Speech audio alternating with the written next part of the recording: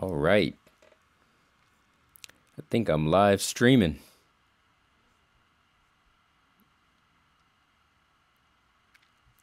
Didn't even ask me if I wanted to go live yet, man. It just up and threw me live. It's some crazy stuff. Internet can totally see you now. All right, let's see.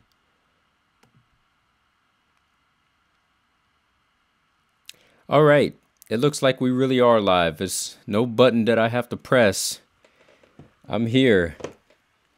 All right. I would like to say, hold on. Let me click on something else real quick. Go to my OBS settings. Let's see here.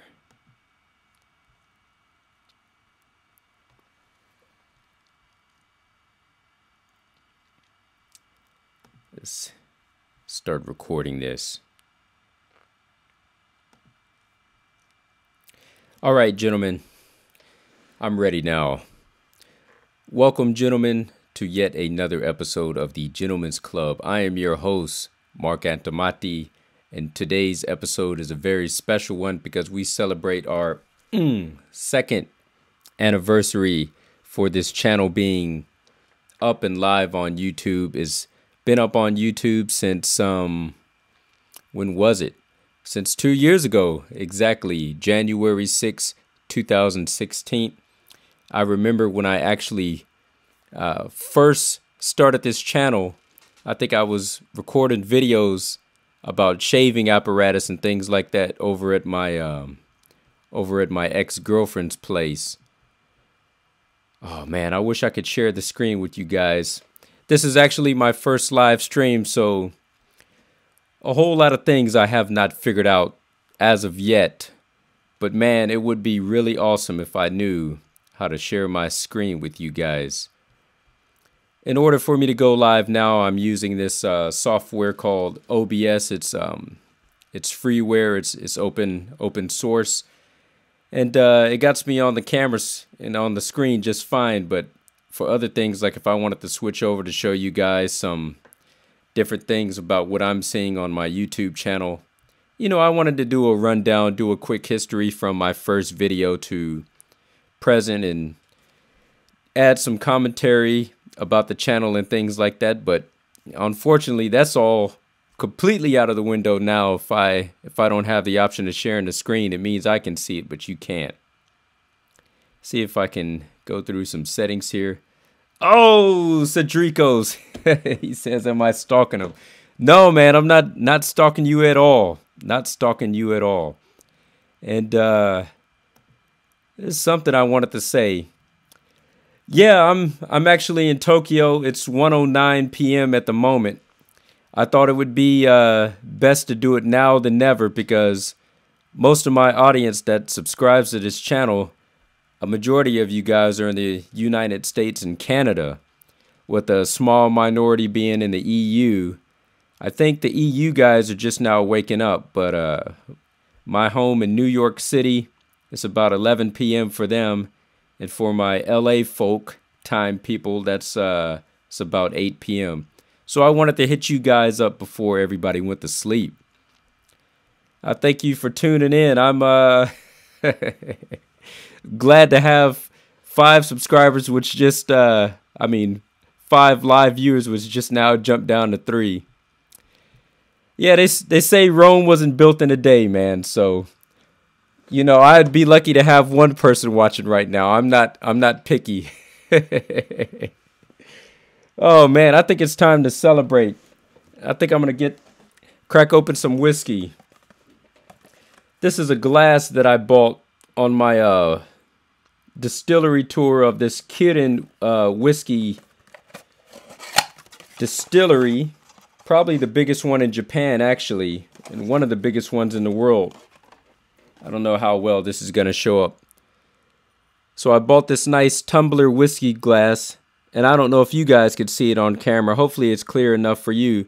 But if you look in the base of the glass, embossed inside of there is Mount Fuji. This is what it looks like from the bottom. From the bottom and top, it doesn't look like much of anything, but from the side, you could see the silhouette of the mountain, which looks quite nice. This glass wasn't too much money. I think it might have been $5 at the cheapest, maybe $10 at the most.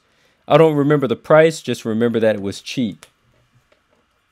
And I think I'm going to be pouring this one today. This is a no age statement, Hibiki Japanese Harmony.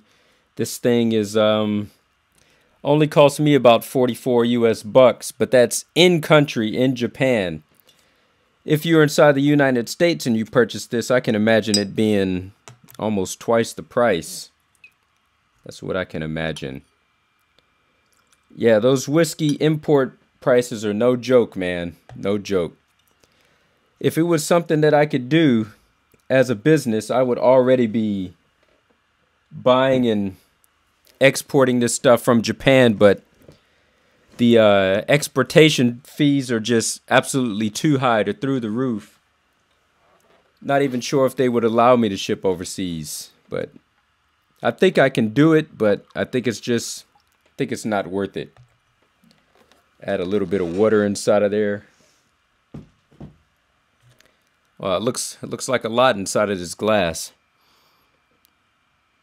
So the reason I pour the water is just to open it up a little bit so that you have a little bit more of a nice smell.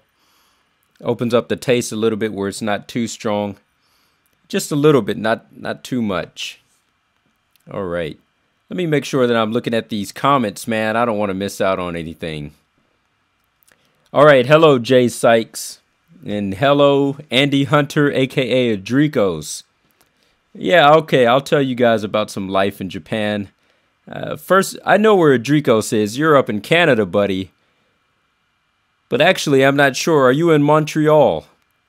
Let us know. And Jay Sykes, let us know where in the world you are.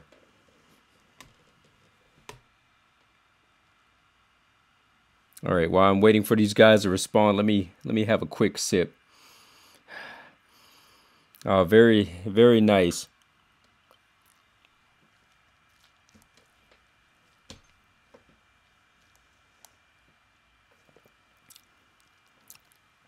Quebec. All right, nice, nice. Always wanted to try my hand at visiting Canada one of these years. I got a couple of friends up there that I would like to see. Yeah, one guy in Montreal. He's a bit of a monger, but he's a nice guy. I'm not into this scene, but it's just. Oh, Korea, you're just right next. Oh, Michael Carter, hello. Welcome to the program. Welcome to the show. This is Andy Hunter on the ADRIQOS live show. Yep. Both islands surrounded by river water. All right, nice to know. All right, well, welcome to the show, everybody. Look, I'm already getting messed up so early. I had a question for you, Andy, and I completely forgot what it was. I'm sure if I keep thinking about it, it won't come back to me. But if I just let it hang for a little bit, I'm sure it'll come back. All right, let me talk about life in Japan for a little bit. So, just 2 days ago was my birthday, was my 35th birthday. Cheers to that. Have a quick drink on that.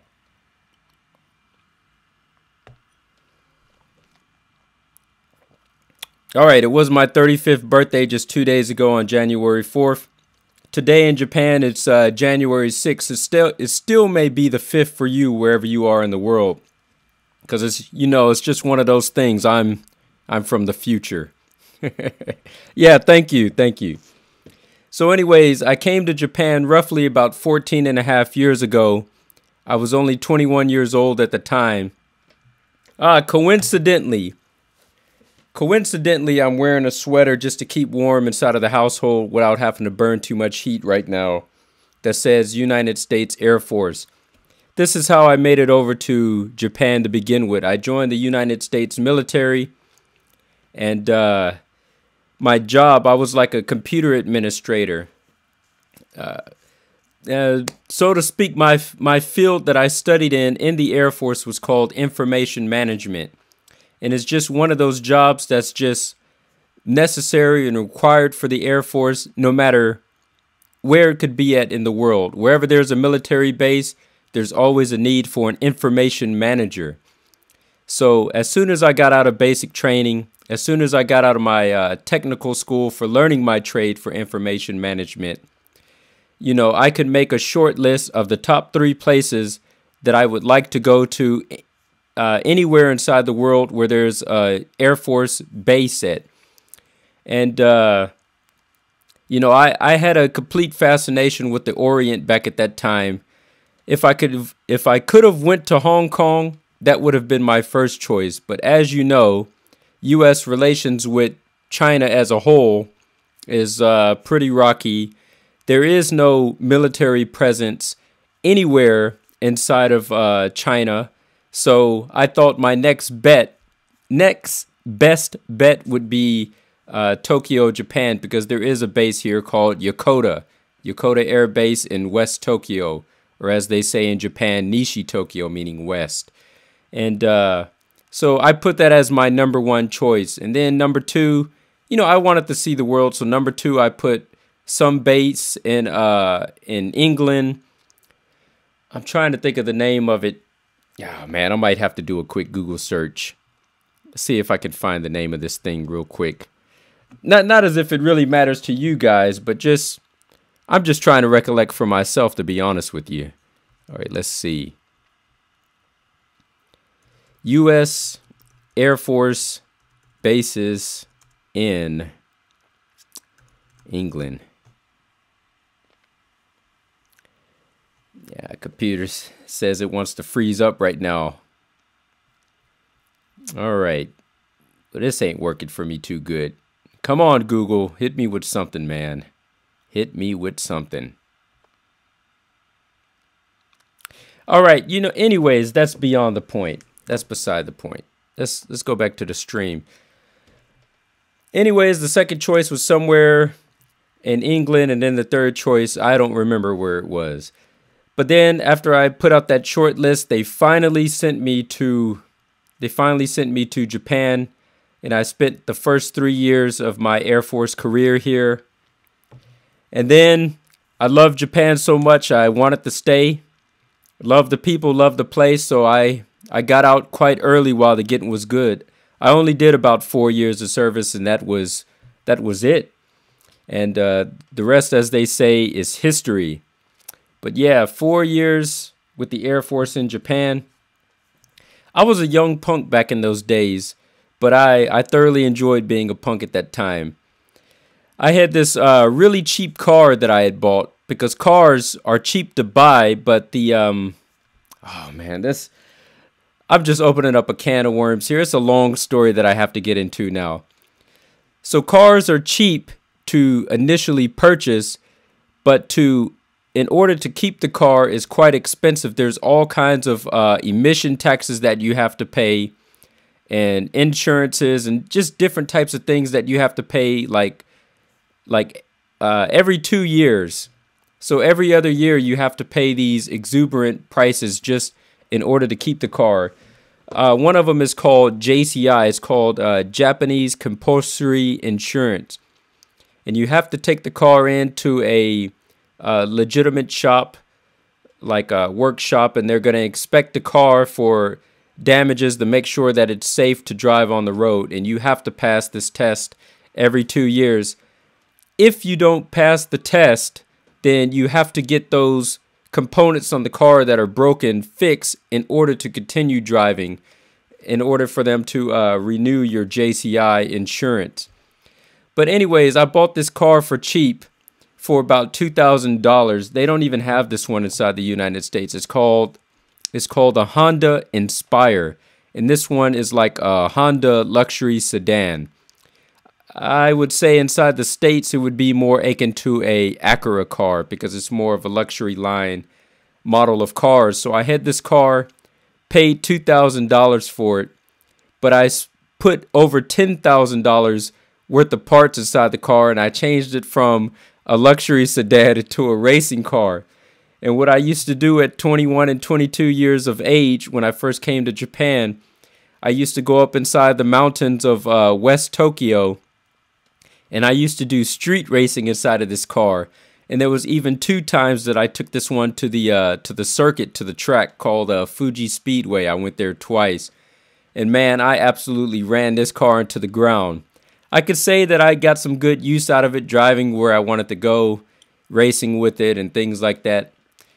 But after that second time at the track, I ran this car into the ground, and yeah, unfortunately, they told me that I wouldn't be able to pass the insurance. In order to pass that insurance, I would have had to put about $2,000 worth of repairs inside of it, so I ended up getting rid of that car.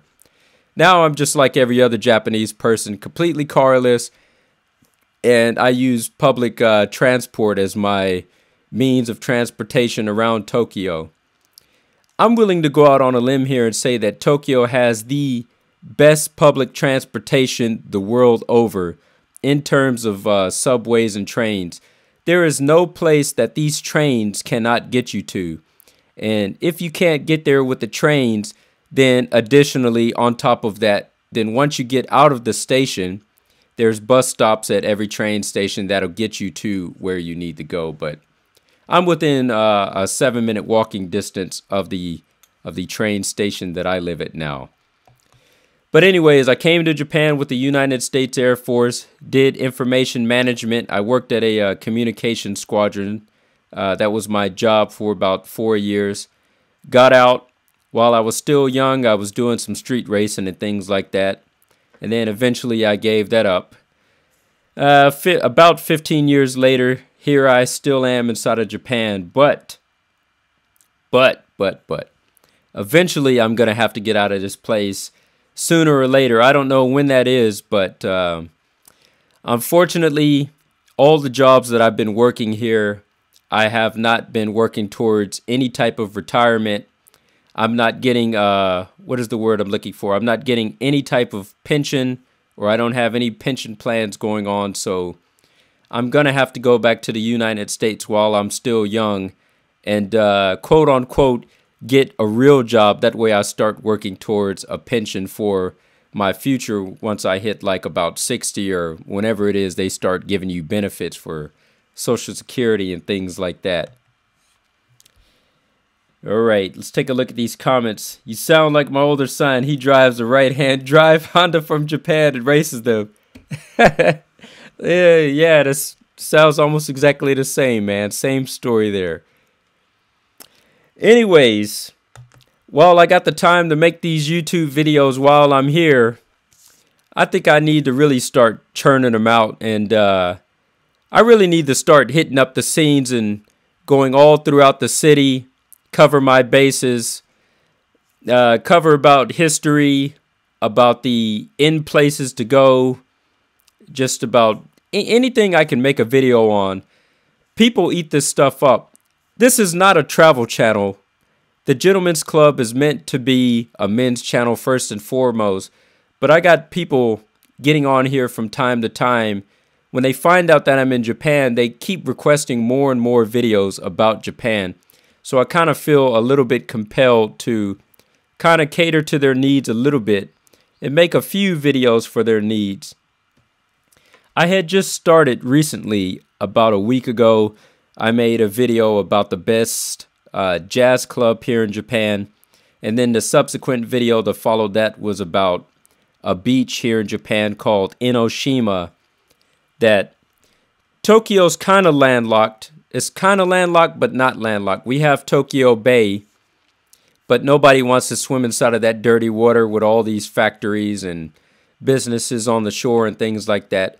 So what we do is we travel down from Tokyo south to Yokohama, and there is a beach there called Enoshima that we all love to swim at, and it's somewhat of a clean beach. It's clean enough to swim in, to say the least, but anyways, without getting on a long story about that, so I made a video about that beach, so I have those 2 videos up, but I feel like I could be doing more about Japan, but I feel like there has to be, I can make the compromise and make some travel videos and things like that, but it still has to hit the core subject of the channel, which has to be catering to men in some type of way. So there's that. All right. No new comments up. Hey, what's up, Tech Explorer? I see you, fam. I see a lot of your comments from time to time on my videos. I'm glad that you can make it. I only got 5 people watching, but it is what it is. I'm sure the channel will pick up sooner or later, and it'll start getting more and more views. But, oh, man. I gotta be completely honest with you. It's 5 of you guys watching. As soon as I close down this video, and then it just becomes a regular video within the stable of videos that I have on the channel, more and more people will watch it then. But while you 5 guys are watching, I have to be completely honest with you. My biggest fear as a person and with this whole YouTube thing is this. My biggest fear is this. And this is with a lot of people in the world. A lot of people, including myself, we are completely scared of success. I could feel it within my bones that I can completely take this channel through the roof to where it needs to go in terms of what I want to do with it. There's how do I explain it? There's 2 things that I want to accomplish. One is I'm getting tongue-tied now. I'm getting all choked up here. One of the things that I would like to accomplish, let me just bring it down a notch and just calm down. One of the things I would like to be self-sustained, where I can make just enough money just to sustain my living and to pay for my cost of living, where I am my own boss. It doesn't actually require that much. I feel like I can make a business out of this.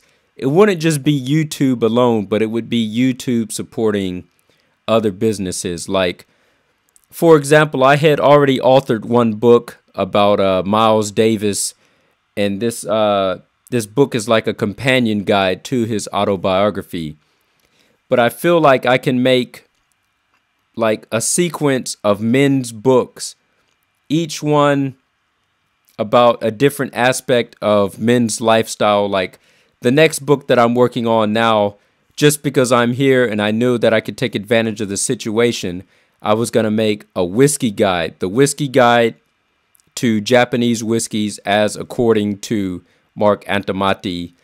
And minimum, I want to have about at least 25 listings inside of there, about 50 pages. That'll make like a nice bite-sized book that I could potentially sell on Amazon.com for the e-reader format. And even I can make some of them inside of print, and it would be dual language, English and Japanese. So all I have to do is make one book, but I could target 2 completely different audiences with that.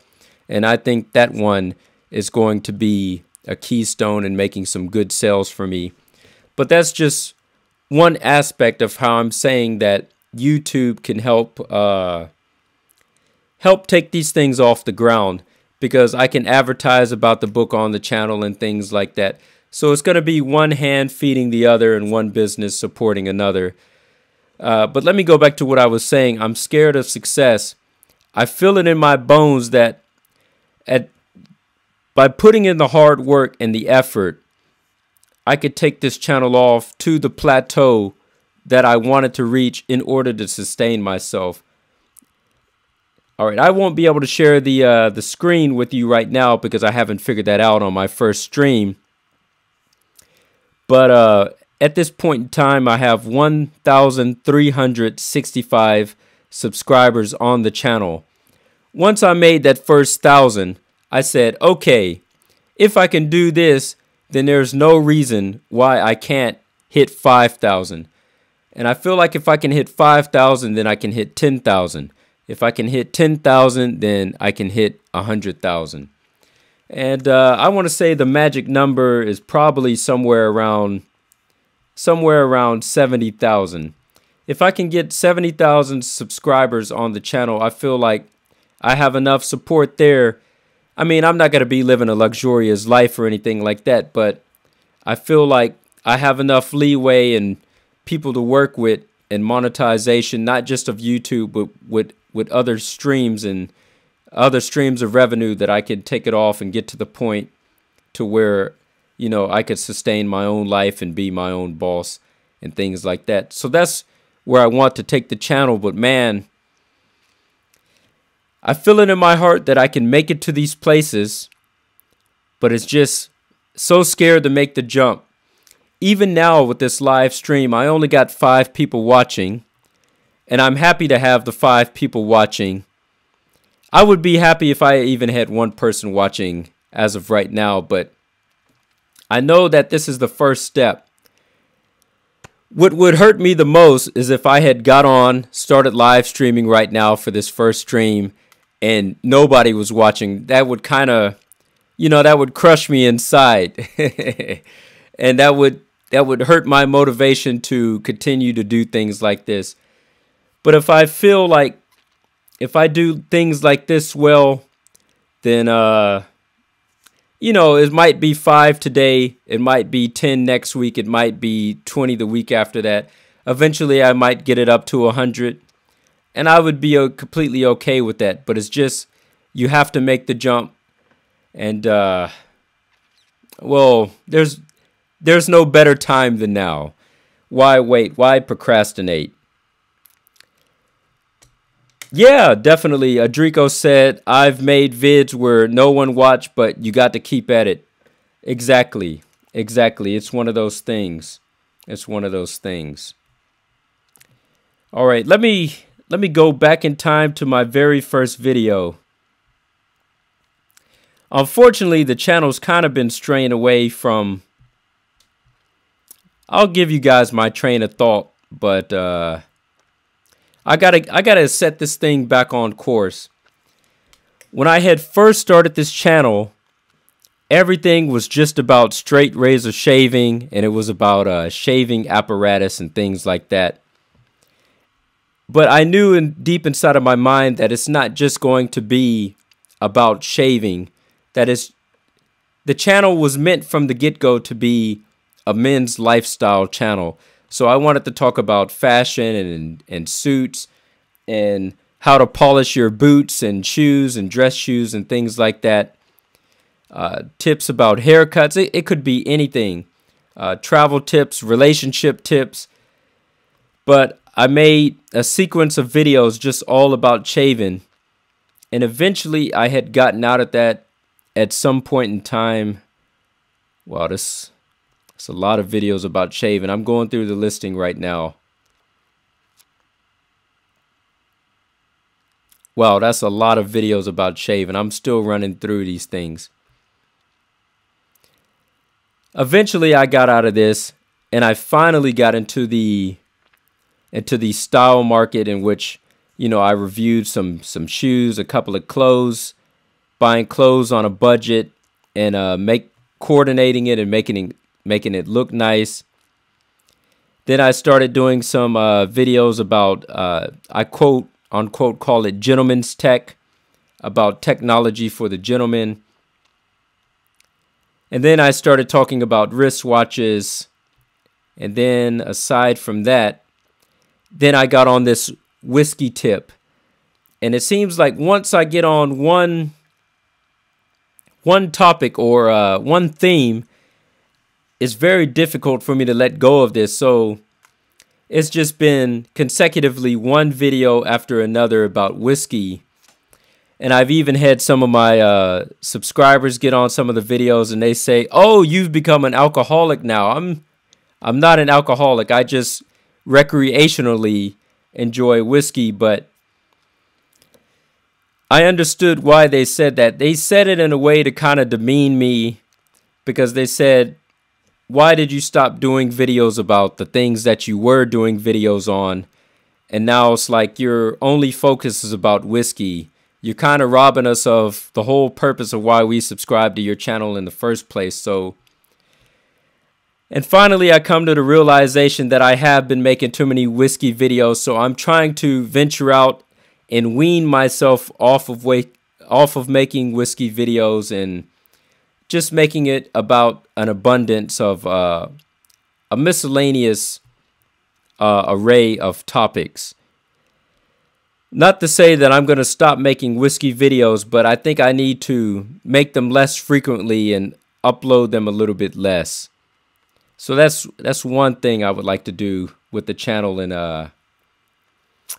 yeah, just all right, keep it going. Just found out my brother, who is 15, has almost 1 million subscribers. Wow, he has autism. Well, congratulations to him.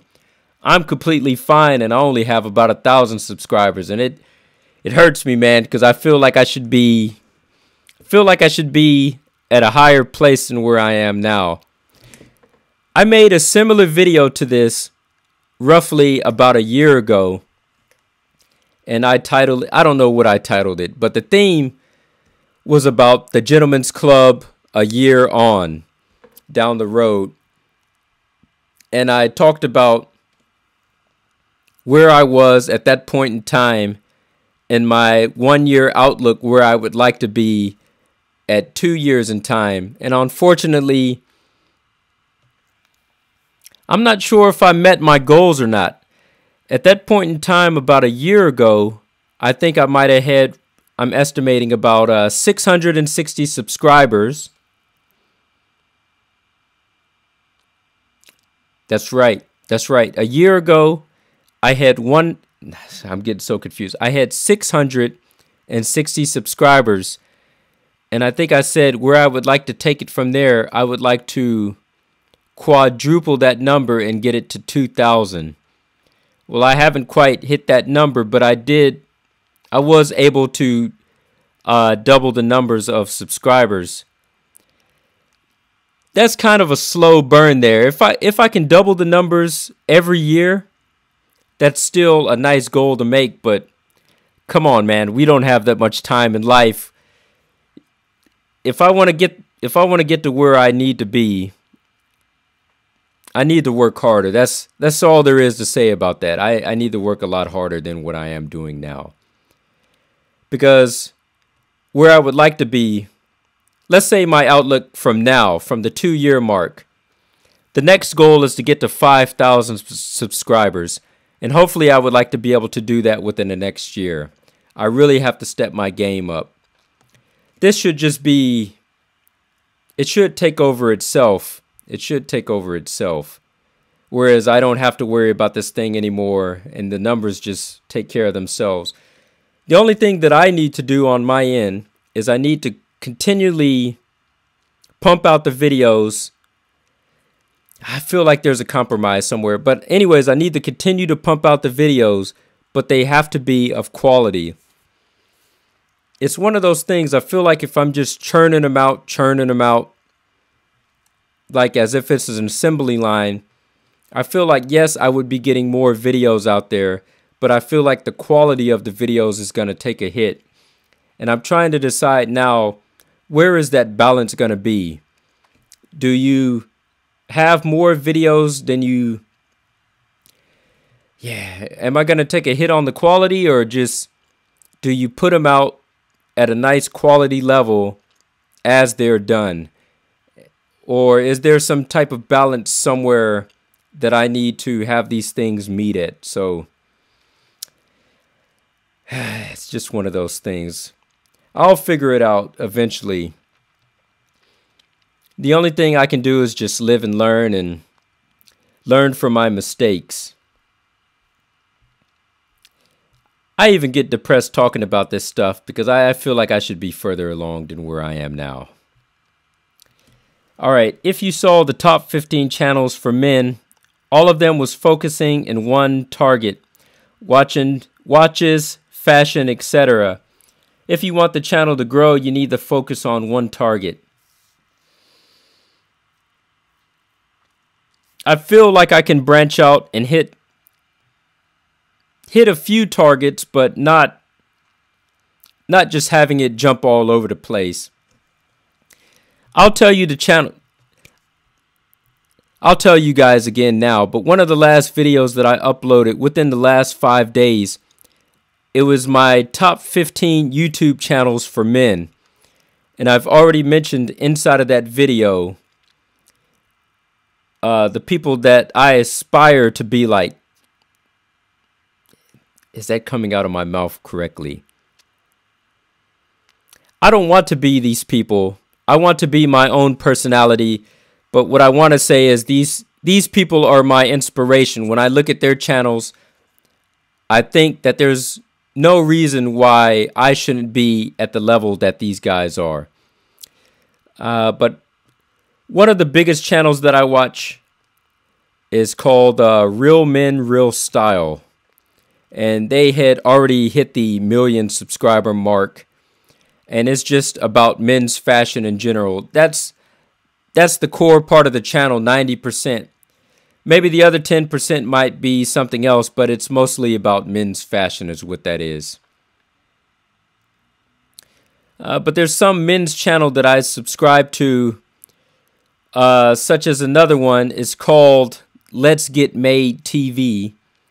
And they have about 44,000 subscribers, which is not as much as Real Men, Real Style, but that's, you know, it's enough. And mostly what this guy talks about is just lifestyle in general. He might talk about fashion one moment, but he'll talk about how to live your life the next and how to attain the goals that you are striving to reach. So I like these channels very much. And yeah, the watch channels.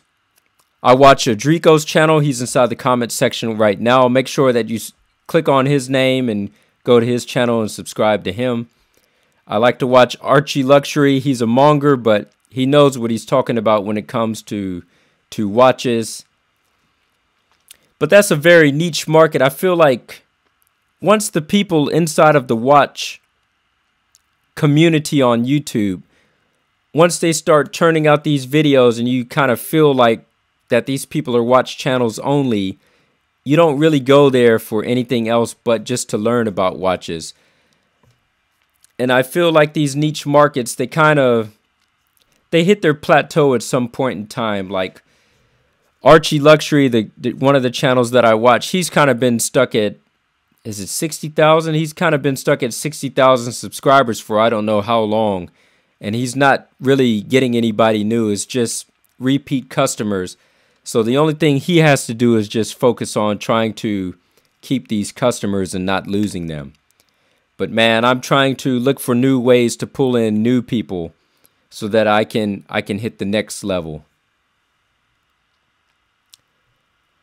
All right. So there's 5 people watching now. I feel like I've been talking enough. I'm kind of losing my train of thought, and I feel like I'm sounding like a broken record right now. If any of you 5 have any questions for me, just let it out. Or if you have any statements that you would like to make a statement as well, and I'll read it on air, and we'll examine it and we'll talk about it for a little bit. Tech Explorer, if you're still inside the chat now and you're one of the viewers, let us know what it is that you. Let us know where you are and what it is that you do. Oh, this microphone looks epic.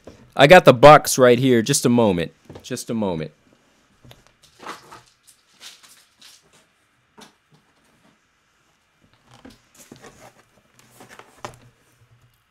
Almost dropped it there. Cable just got snagged.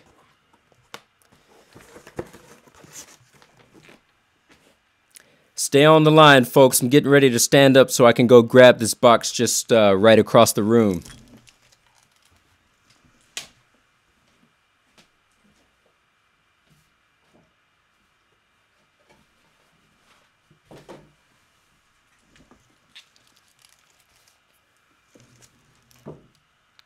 All right, let's see if this shows up. I'm waiting for the video to refresh a little bit. Make sure that I'm in frame there. All right, so the name of this microphone is called a Shure PG42-USB vocal microphone. Hope I got that in frame.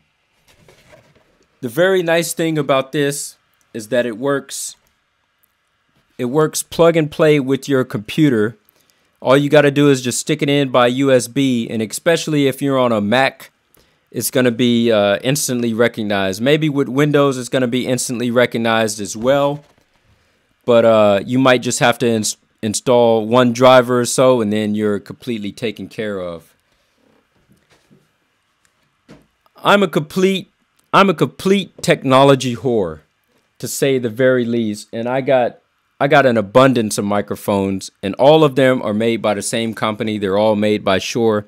I'm gonna stand up one more time and go grab these other mics.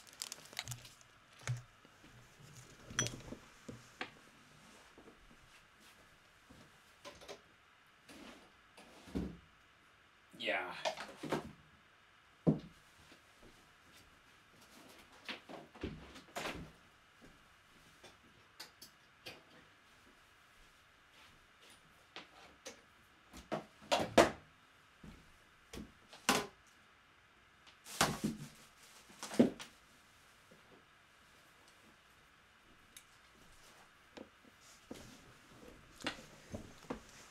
All right, all of these microphones are made for different purposes. If you want to know one of the things that I do now, so here in Tokyo, Japan, Intra Tokyo, I'm a DJ, I'm a club DJ, and I'm trying to make a little radio show thing to upload to the internet.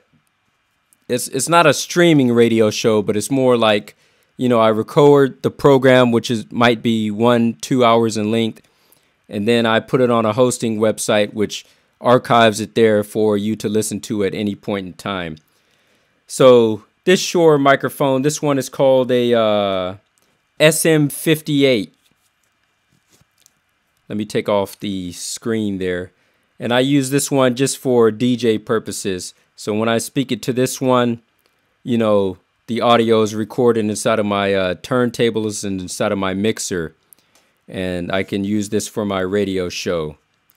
This one only cost about $100 US, not that expensive, but this is mostly made for the purpose of live singers inside of a live setting, like if you're in a band and you're putting on a performance for some patrons that come to watch your band perform. This is good for that. And also for the purpose of me recording those radio shows, this is good for that. But aside from that, you definitely would not buy the Shure SM58 for making YouTube videos. It's not ideal for that purpose. But that one, about $100. This one here, the Shure PG42, the one that I have on my desk now, this is good for YouTubers that do gaming streams and all that stuff, or if you do live streams. Who knows how much this would cost you now? In Japan, I think I had to pay a little bit more money for this because this microphone is not sold in Japan, and I had to import it from the States, so I think it was a little bit more for me. I think it was about $225, but I'm just estimating. I'm going off the top of head. You might be able to pick this one up for about $150, but it's completely plug and play, and for that purpose, I think it's the best USB microphone you can get for the money. I know a lot of people at this point in time, they're using this microphone from this brand called Blue. It's called the Blue Yeti Pro maybe, or it's just called the Blue Yeti. It looks very like a 1940 style type of microphone. You can research it for yourself. And it does sound pretty good, but I think that this one is personally better than that.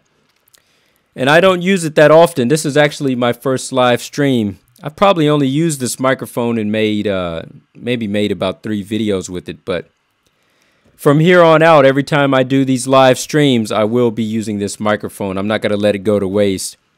Like I said, I spent about 225 bones on this one, so definitely can't let that go to waste. Spent $225 on it. Must have had this microphone for at least about 3 years now. Yeah, it's definitely about time I utilize it more. Let me see if I can finally pull this one inside a frame.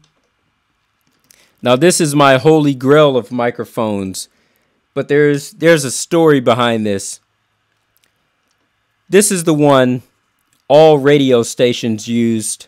Not all radio stations, but a majority of radio stations, they use this one This is called a Shure SM7B, and the B stands for broadcasting. So this is a broadcasting microphone that many radio stations use for their programs. I listen to all types of music, but one of those types of music that I listen to is even hip-hop music as well. And there's these two famous radio stations out of New York. One of them is called Hot 97, and then the other one is Power 105.1. Both of them use this microphone as their go-to mic for their radio shows. And it sounds absolutely beautiful when they use it. And there's other stations as well that use it. I want to say a majority of stations use it. And I figured I'm going to pick this one up for myself because I'm just a quality whore. I feel like I have to have the utmost quality at everything that I do. So inside of most of my YouTube videos, you'll see this one plunkered in front of my face and me using this. For live streams, it's not that good. Otherwise, I would be using it now. How do I explain this? For my pre-recorded videos, and I'm doing all my editing inside of post, I can make my audio sound come out in stereo. But for a live stream, if you were to use this microphone during a live stream with the equipment that I have, it makes the audio come out on your end only in monorail. So if you happen to be watching my live stream right now and you have on a pair of headphones, it means that the sound is only going to come out of one ear. Like you might only hear me out of your left ear cup, but not out of the right one. And I really don't like that much. So for the purpose of live purposes and live streaming, it's not that good for that. I could put it in stereo in post-production and editing, but for live, it's no good. But this one in stereo does not sound as good as this one in stereo. But I can get this one in stereo for the live stream, which is why I'm going to use this for the live streams, use this one for edited videos, and I have the other one that I use for my radio shows. And this microphone that I'm holding here, this one is very expensive. I had to import this from the United States as well. This one cost me about $450. But if you were to purchase this Shure SM7B from the United States from Amazon.com, or even if you're in Canada, it's more along the lines of $350. But it's not just the microphone that you have to purchase. Once you buy the microphone, the amplification levels of it is not going to be at a good enough quality. It's not going to be loud enough for your viewers to hear you, which means you have to buy even more things just to get this to work. So I'm looking over there.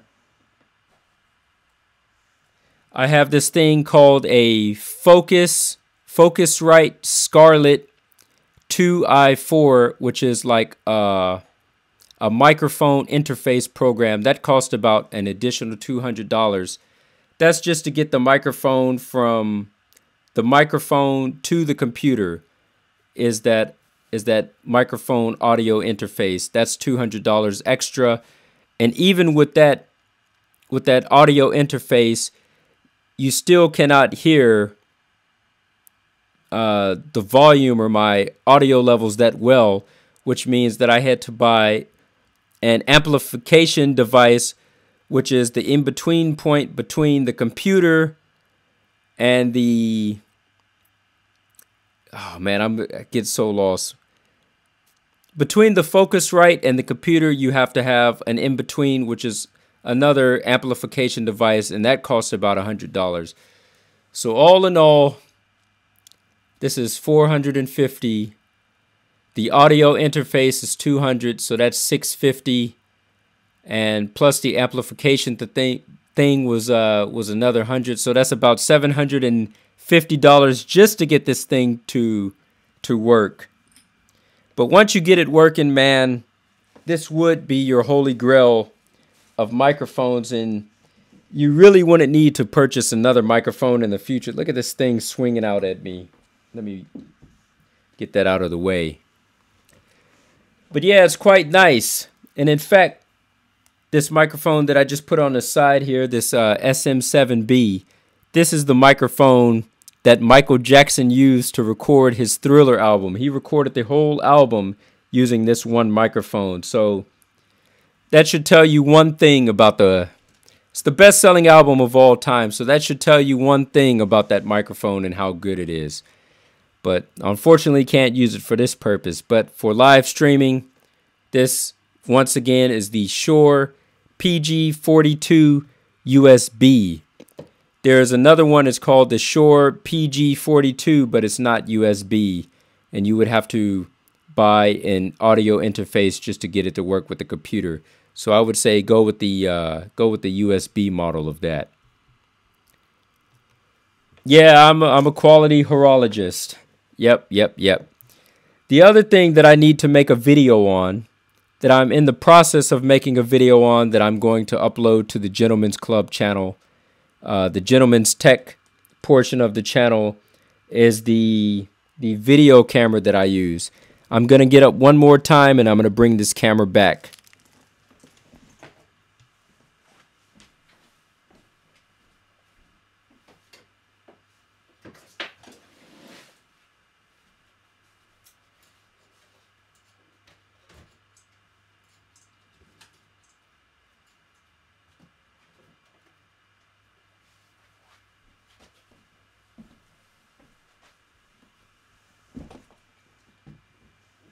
All right, I got everything inside of my hand at this point in time. While I was over there, I figured I would go ahead and grab this audio interface.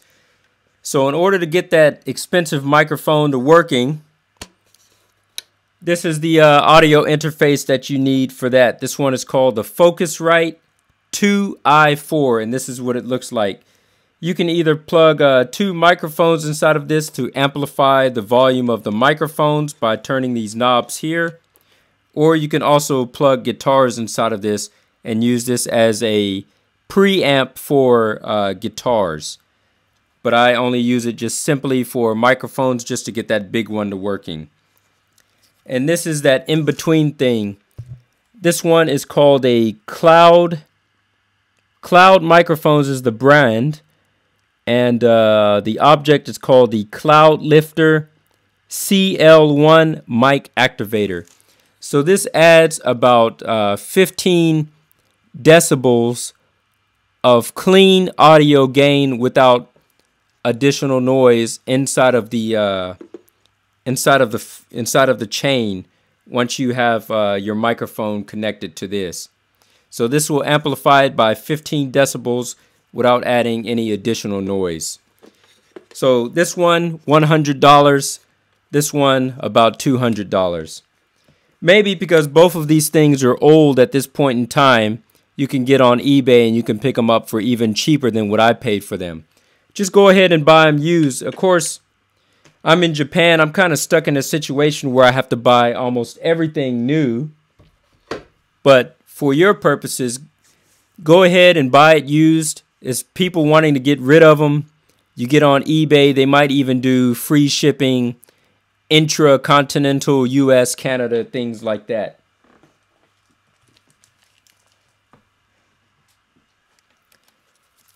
The camera I'm using, which I want to make a video on, I'm going to do a sequence of videos, at least 2 videos. So I try to put up all my videos in 4K on the Gentleman's Club channel, and I use this camera right here.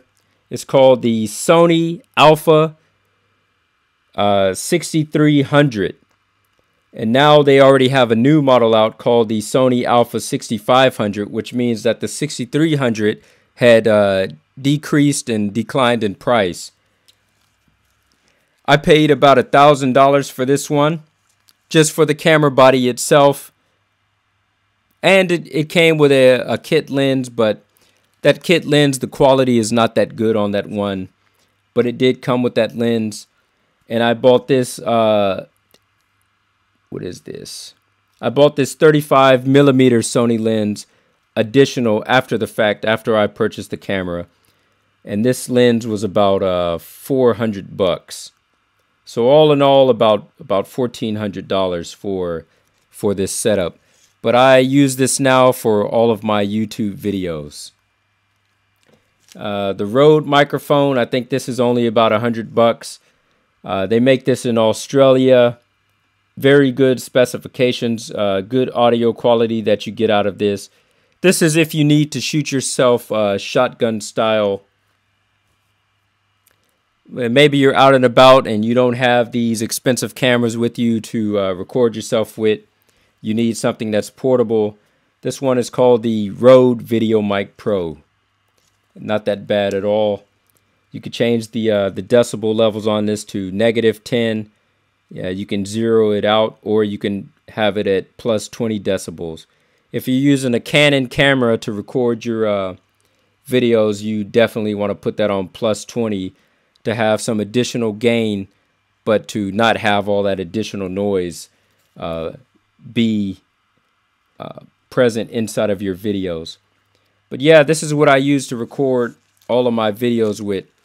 So I'm going to I'm going to make one video, which is just an overview of the camera itself, the camera body, and I'll talk about it, and I'll give some demonstration footage, as well as show a couple of photography pieces or whatever. And then additionally, on top of that, I'll make a second video, which is going to be a review over this 35 millimeter Sony lens, which I think is quite nice. This is a fixed lens, which means you cannot zoom in or zoom out. But because it's not fixed, because it is fixed, is what I wanted to say. It means the quality is just that much more pristine than if it was a zoom lens. All right, so that's my recording setup. Back when vinyl was king, love vinyl. Well, I still love vinyl now, man. Even being a DJ, I still go out and buy this stuff. It's one of those things. I thought a lot of DJs now, they're either using their computers to DJ with, or we even have CD turntables, which have been around since roughly about 2003, and a lot of DJs use that. You could just put a CD inside of there, or you can do USB inside the mixer, and you can just mix the music straight off the music file. I was going somewhere with this. Where was I going? Oh, so he said vinyl was king. So I had this nice vinyl collection of music that I used to DJ with. I was like, man, I'm getting tired of lugging all these records around, because you have a big bag. You have a bag that can hold like a crate of them inside of there, a crate of maybe like 30 to 50. And you get tired of carrying this stuff around from place to place, club to club, bringing it to the club and bringing it back home. So I said, I want to travel light. I just want to play music off of my USB. That way, all I have to have is just one of these numbers here. Hold on.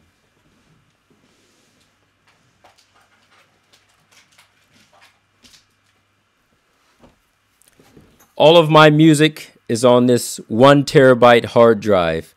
You just plug this thing inside the mixer, and you have your whole repertoire of music to select from, and you could travel very light with this. But I said I wanted to travel light, so I ended up selling all my vinyl. Unfortunately, I took it all to the store because I thought I could save on some space, get rid of this stuff, and stop having to lug it around. The moment I got rid of it, I had buyer's remorse, and it's just one of those things. I'm going around to all the record shops, and I'm seeing all these nice records that I could purchase, see all the music that I could have on vinyl, which is not even available online for me to purchase. And I said, oh, man. Completely started over from scratch and started the whole chain all over again for buying yeah, I started the whole process over buying this vinyl. So now I'm back up to about 50 pieces of vinyl, which isn't that much for a DJ. I mean, for the average consumer, 50 might be a lot, but for me, it's like baby steps. But yeah, they do. They sell for big money now. When I go into the record store and I'm looking at some classic albums that have potentially been re-released on a virgin vinyl, which is like the best quality vinyl that you can get, these things are between 20 to 30 bucks, whereas you could just go inside of the record store now in continental US and Canada, or just order on Amazon.com. You get a CD for like $9.99. Maybe even buying it off of iTunes, it might be even cheaper than $9.99. Who knows? But yeah, these vinyl albums could run you like anywhere between $20 to $30 easily. And you know, they like to put them inside special edition packaging and make it like 35th anniversary and all that stuff, and do some nice re-releases, so that increases the price even more for collectability. Easily you can pay up to like 50 bucks for some vinyl.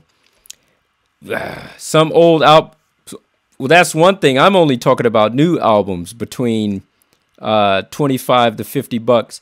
But if you're buying classic albums, like there's a few record stores that I go inside of for just miscellaneous music, and it's located inside of Shibuya, which is like our Times Square of Tokyo.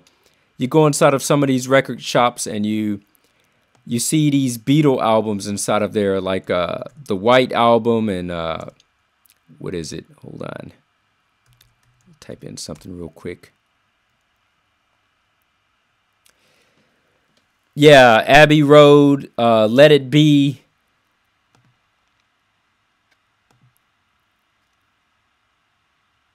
Yellow Submarine. When you see these albums on vinyl, I'm talking about the original ones, like from 1964, 1963, and things like that, 1965. Man, they want minimum maybe $300 for some of these things, but even a lot more than that. It can go up, like ADRIQOS said, to about $1,000. So man, it's definitely a nice market. It's a nice collectible market, but who's buying this stuff? I don't know. Definitely not me. As much as I would like to have it, it's more just about I'm not a collector of music. I'm just buying it for the purpose of self-listening and playing it inside of public spaces. But yeah, Sgt. Pepper. Let's go back and take a look at this.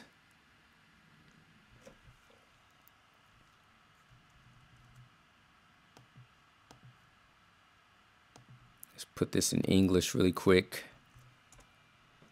Man, that's one thing that I hate about my Google. As soon as I go to Google, it's automatically in Japanese until I switch it over to English. I hate that. Yeah. Looking at these Beatles albums now. The second album, Beatles 65, Meet the Beatles. I'm only using them as a just as a talking point. But yeah, that is the prime example of music that's really up there in price. But again, those are for collectors and people that maybe potentially want to flip it in the future. I don't know if it's going up in price.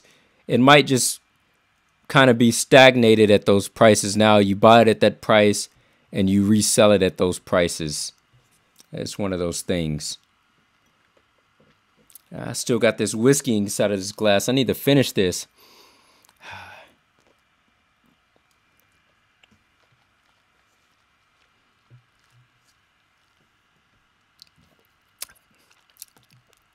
Very nice, very nice. All right, it seems like I've been here quote unquote shooting the shit long enough. I can't believe an hour has elapsed since I've been online. If anybody has any more questions or anything else that you would like to say, let me go back to my videos channel. Take a look. See, is there anything else that I would like to touch on before I get off? But yeah, if you're just now tuning in, just 2 years of the Gentleman's Club exactly. Started this January 2016, and here we are already in 2018.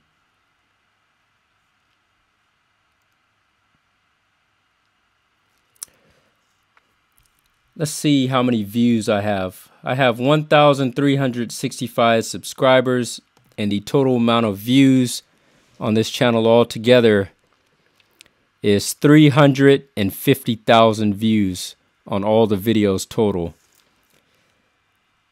Yeah, that's good for me. I'm completely happy and content with that now. But of course, for a large YouTuber who has somewhere in the ballpark of about 1 million subscribers, they can get 350,000 views on one video, just on one video, very easily. So they're really ranking in the bank. I only got 350,000 views on all my videos together. And let's try to find out how many videos total have I uploaded to this channel.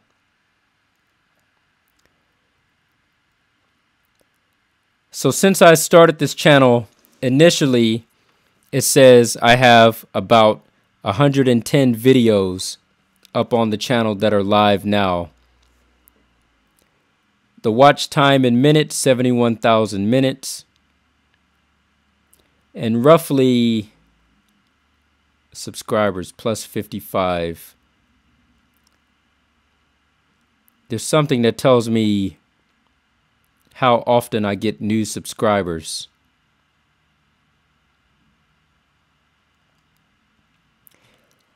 About 1,500 views on my videos every 48 hours, and within every 60 minutes people are viewing my videos about 40 times. Wow, this Google Analytics is quite nice. It tells you everything you want to know about channel growth. It tells me about how many subscribers I gained within the last month and how many subscribers I lost. Because the number of subscribers that I'm getting is more than the subscribers that I lose. I've never even really knew that I was losing subscribers, but it says within the last month from December 8 until today's date, I lost 17 subscribers but have gained 72. I would have never known that had I not have ever clicked on this screen. It's not bad. It's not bad. You can't please everybody. They probably like one video that I do and they subscribe, and then they see that, yeah, you just can't please everybody. Anybody that's wanting to get into YouTubing, man, you definitely have to have thick skin. You have to have thick skin. Without the thick skin, you're not going to last. I think ADRIQOS could tell you that. You just do your own thing and you'll be fine. ADRIQOS, this is another key point of mine. I'm trying to, when the camera's rolling and you're recording yourself to be quote unquote consumed on YouTube by viewers. When I first started uploading videos to this channel, I felt like I was kind of being a little bit fraudulent. Like I'm putting on a show. Like I'm kind of acting like I didn't feel like it was really me. My biggest goal for 2018, and I think this is what's really going to start raking in the viewers, is just be yourself. If you can be yourself, I think that's the key. People are subscribing to you for your personality and for your outlook on things. But if you're just kind of tame and you're just blah, blah, blah, blah, blah, blah, blah, you're just hitting all the informational points and you're just putting the information out there, people will subscribe to your channel just for that one video to take what they need to from it, and then they won't hit the subscribe button and they won't watch any subsequent videos that you watch after that. Point in case, what is a good example? I'm streaming this live from a MacBook Pro now. I just did a whole lot of self-repairs on my MacBook Pro, and I got on YouTube to find out the information I needed to get about how to open up the back cover and get in and change out the things that I need to change out, like change the moving parts hard drive to an SSD hard drive, how to change out the battery on the MacBook Pro, how to take out the CD drive and put a hard drive inside of its place. So I'm wanting to learn how to do all these things to my MacBook Pro. And I just get on YouTube really quick. I type in what I need to. How do you do such and such to your computer? And I find a good video and I watch it. And this person, they give the whole spiel about how to do these technical tips about how to switch out the hardware and repair things and things like that. The moment I'm done watching that video, I was like, well, got what I need. Don't need to watch this channel anymore. Don't subscribe. Don't go back to it. It's just because simply they are putting out the information out there, but they have no personality. They have nothing else to offer other than the information. And once I got that information, why else am I coming back here again? So you have to give them a little bit more. ADRIQOS, your channel is really good because you are chock full of personality. You are chock full of personality. That is the key reason why I subscribe to your channel. And even I'm not even sure if you've seen it, because I've been uploading a lot of videos as of late. But one of the videos that I uploaded recently was the top 15 YouTubers. It was quote unquote me handing out awards to the top 15 people that I watch. And I put it out there in alphabetical order, and you were the first person that I mentioned that I've subscribed to. And I said the best thing about your channel was definitely your personality.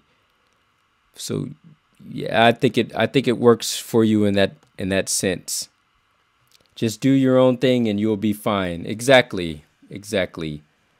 Nothing else to say about that. Take a look around my channel one more time. See if there's anything else.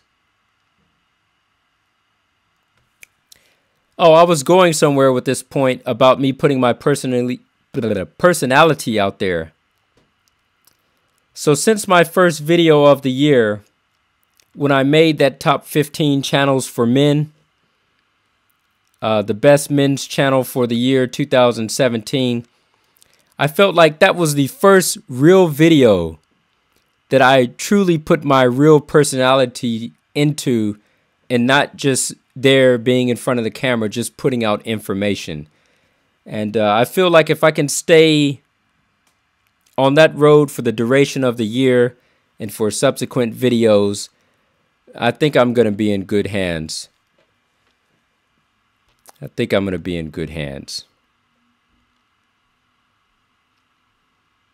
All right, gentlemen. The elapsed time that I've been streaming has been about an hour, 15 minutes. The viewer numbers have dwindled. If you have anything you would like to state or add, any questions you would like to put out there, do it now. Otherwise, I could see myself ending this stream within about the next 5 minutes. But I just want to make sure that I covered my ground in all bases. I said my outlook on the channels, where I would like to be within a year from now. Realistically, I think if I put in the hard work, realistically, a year from today's date, I think I can get this from 1,360 subscribers to 5,000. More if I'm luckier. But yeah, I gotta put in the effort if I want to reach there. Gotta put in the effort.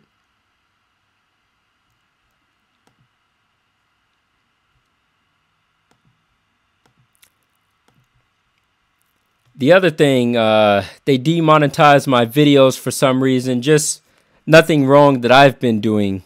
I haven't been cursing on any of these channels or anything for them to demonetize it. It's just simply the fact there was just, I can't explain it. I have multiple channels, actually. It's not just the Gentleman's Club. I have a channel in which I just talk about technology and DJ equipment and DJ tips and tricks and things like that. So I have multiple channels that I have on YouTube, and they said if I want to have monetization, it's difficult to explain if you're not a YouTuber. I kind of have to have the same, just to put it out there in simple terms, I have to have like a same type of user password for all of my channels to be monetized under one umbrella. And because of my monetization has been kind of scattered out, they say, oh, you have multiple channels, but you have monetization across the board on these different user codes. If you want to get the money for it, you have to put it under this same umbrella. So I'm trying to get that worked out, in which I have everything put out there just under one umbrella, and I think that's going to help me out a lot. Right now I've just been making money through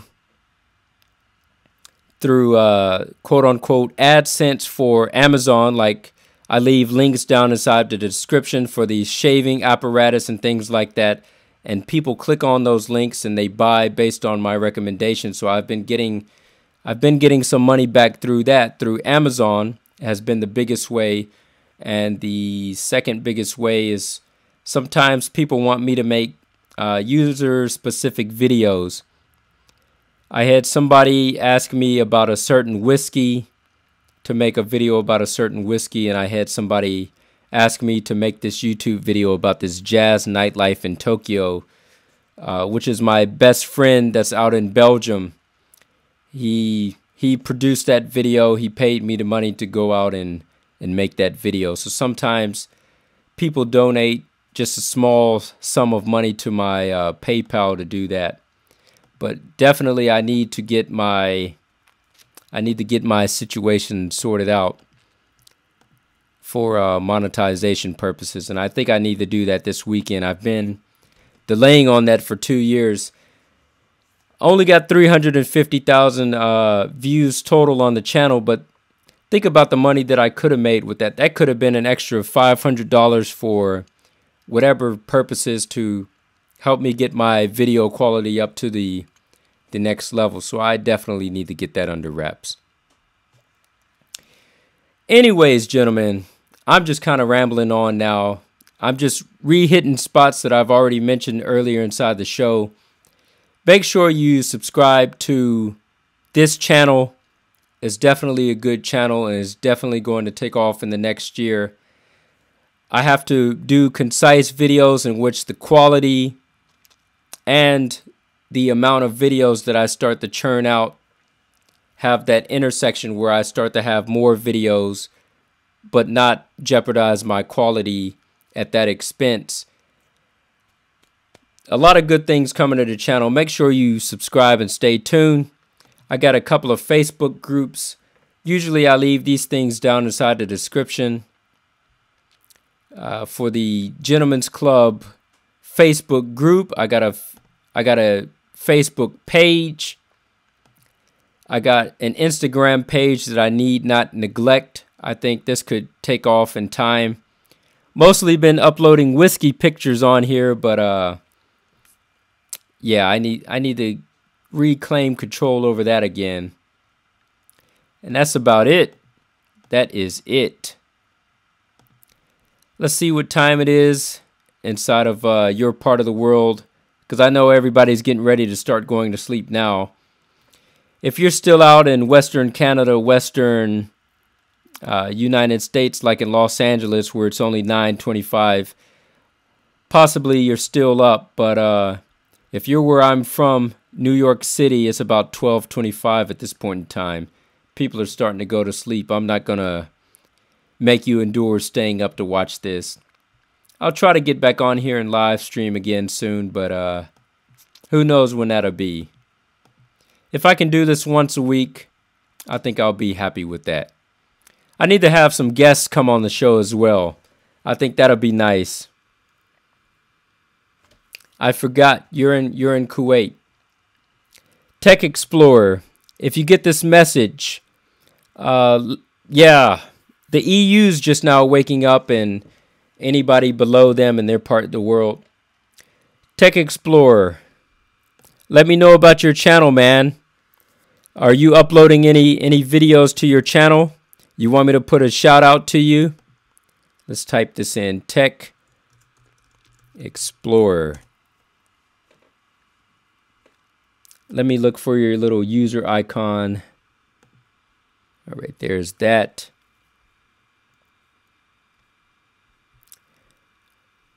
Well, there's a lot of channels out there with that name, bro. So it's having a hard time finding yours. It might be easier. It'll be easier if I just find a comment that you left on my video and try to find that.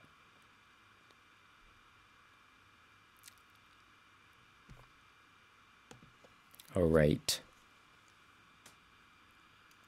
Don't believe it, I still got this whiskey sitting on my table. It's just a little bit left, but I need to go ahead and kill this off before the end of the video.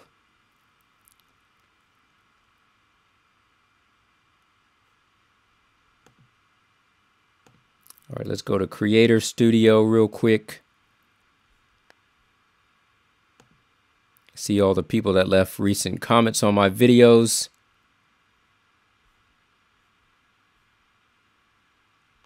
All right, Tech Explorer, finally found you. Click on your name there. Let's let this open up.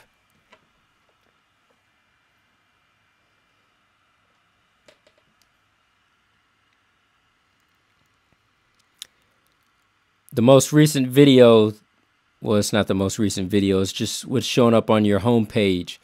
Kuwait City time lapse.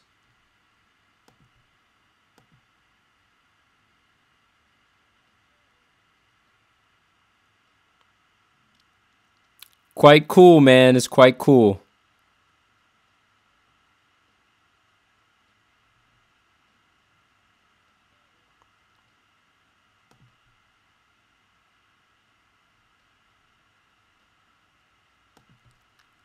That's a clean video, man.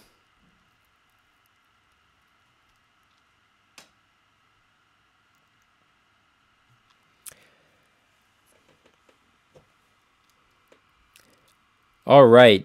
I'm looking at your channel right now, Tech Explorer. You're one of those fellas, man.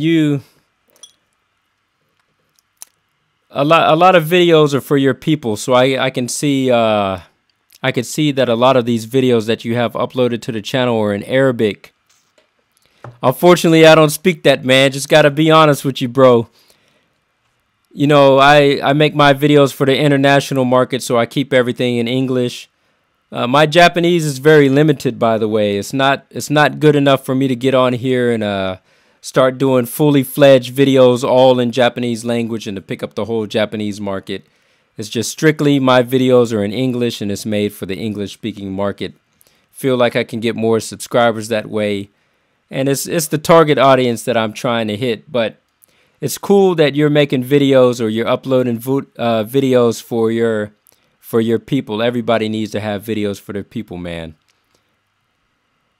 But anyways, if you're an Arabic speaker and you're inside of this region of the world and you just so happen to come past this this live stream or you watch it later on down the road, I got this viewer of mine, a subscriber, Tech Explorer, out in Kuwait. I'm giving him a shout out now. Make sure you subscribe to his channel. He's a cool dude, and he supports me to the fullest, so I could support him back, to say the least. Oh, you don't upload? Well, what is this that I'm looking at? All right, well, maybe these are not necessarily your videos, but maybe they're videos that you find along the internet and you just happen to reshare them on your channel, but I see it. Yeah. All right, so there's that. There is that. Let me try to finish off this whiskey real quick, and then I'm going to get off. If anybody got any questions, it says I got a couple of people watching as it is right now. If you got any questions, put it out there, because I'm getting ready to finish this whiskey, and I'm going to close off this live stream.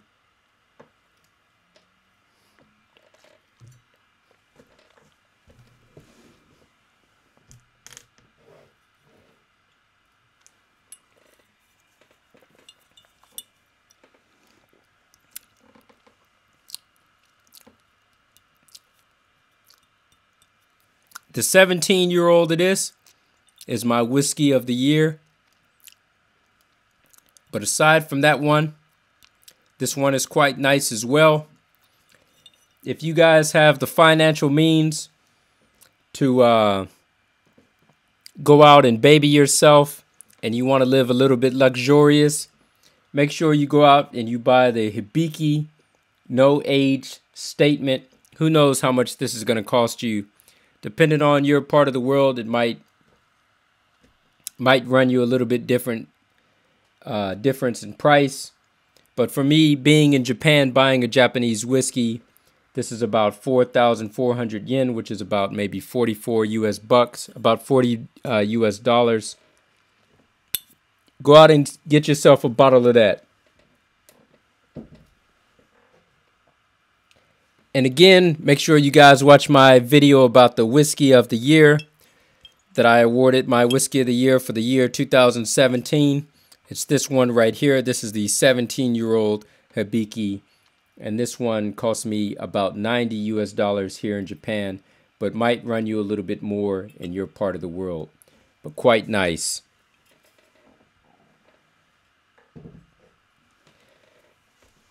All right, gentlemen.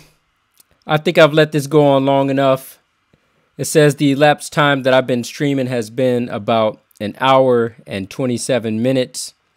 It's about time for me to get off this thing and go eat some food for the day.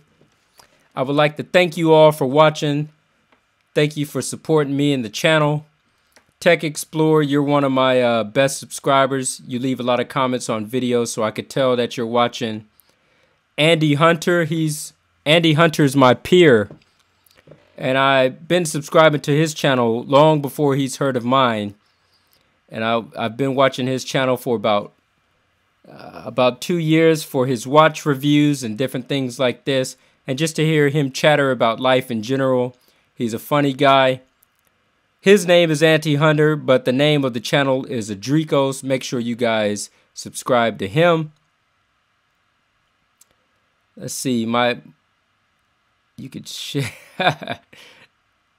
All right, that is easily the gayest thing that I've read all day. Somebody left a comment inside the live stream. Complicated Rage wrote, "You can shave me anytime." Well, I'll teach you how to shave yourself, and you shave yourself, man. You can do that, bro. You can take care of that. Michael Carter says, "Congrats." Thank you very much. Jay Sykes says, "Good evening, gents." Good evening back to you. All right, gentlemen. Thank you very much for subscribing. Make sure you stay tuned for future videos because it's only going to go up from here. Like, comment, subscribe. Salute to you. And until next time, gentlemen, keep it classy. All right, let's go ahead and end this stream. Figure out what I need to press for that. Let's go to this OBS stream. Later, gentlemen.